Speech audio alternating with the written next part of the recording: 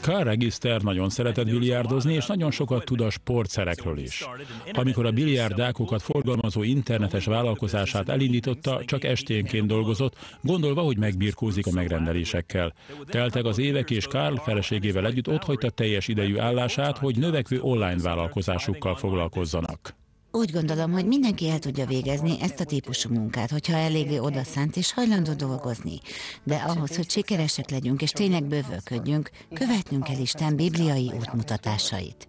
Valerie a tizedfizetés és az adás törvényszerűségéről beszél, amelyet azóta gyakorolnak, mióta megházasodtak. Carl ráadásul annyira kíváncsi volt, hogy hogyan működnek ezek a törvények, hogy szó szerint megpróbálta Istent és feljegyezte pénzügyeit. Csak látni akartam, kíváncsi voltam rá.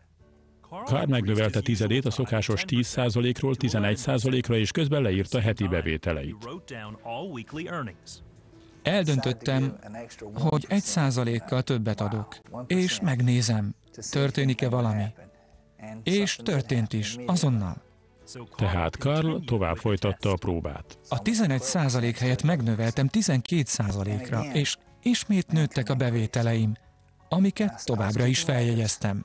Nem volt meglepő, hogy a Register család vállalkozása sikeressé vált. Mindent lejegyeztem, ahogy folyamatosan nőttek a bevételeim, egyre több pénz folyt be, és mi is egyre többet adtunk. Végül már 15%-ot adtunk Istennek, és mára már ennek az összege több, mint amennyi a bevételünk volt, amikor elkezdtük.